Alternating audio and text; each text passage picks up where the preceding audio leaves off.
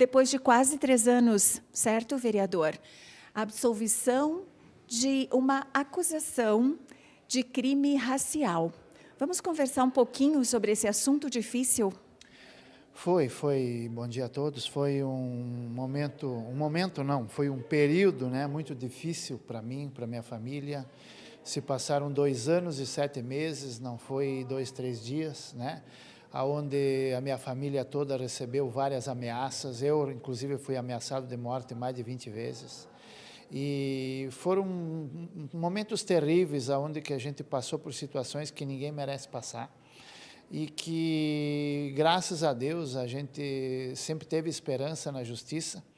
Eu sabia que o que eu disse não era correto, eu sabia que foi uma fala infeliz, mas eu também sabia que estava dentro da liberdade de expressão. Como vereador, a gente tem uma certa imunidade sobre as opiniões que a gente dá, porque aquilo que eu falei foi uma opinião minha naquele momento, devido à situação que eu me encontrava, devido a fragilidade psicológica que eu me encontrava, né? E eu não via isso como uma coisa tão grave quanto a que eu estava respondendo, né?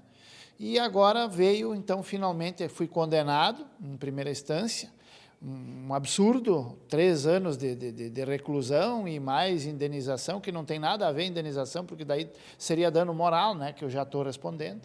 E agora veio, então, a absolvição, onde foi unanimidade, né, dos 3 juízes, os 3 desembargadores, e a minha grande alegria foi ouvir da boca deles que eu estava dentro da liberdade de expressão escrita no livro constitucional. Então, significa que eu passei 2 anos e 7 meses, eu e a minha família, sofrendo por algo que eu não tinha cometido. Eu ouvi o seu pronunciamento na tribuna e o senhor pediu desculpas novamente.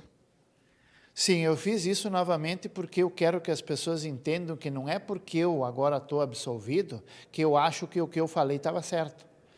Eu sei que eu errei, sempre pedi desculpas por isso, sempre me retratei por isso, mas não era motivo para mim passar 2 anos e 7 meses com a família, gastando o que eu não tinha, passar por tudo que nós passamos, para agora ouvir da boca do juiz que aquilo não era crime. Alguma palavra final à população caxiense, à população brasileira? Eu só tenho a dizer que eu espero que casos como o meu não aconteçam mais. Eu espero que são coisas só quem passa sabe, né? Mas, de um certo ponto de vista, me fez evoluir muito, né? Me fez compreender certas coisas que antes a gente não tinha essa experiência, né? Hoje a gente tem, e com certeza absoluta, erros como esse não acontecerão mais. Muito obrigada pela sua disponibilidade. TV Câmara Caxiense.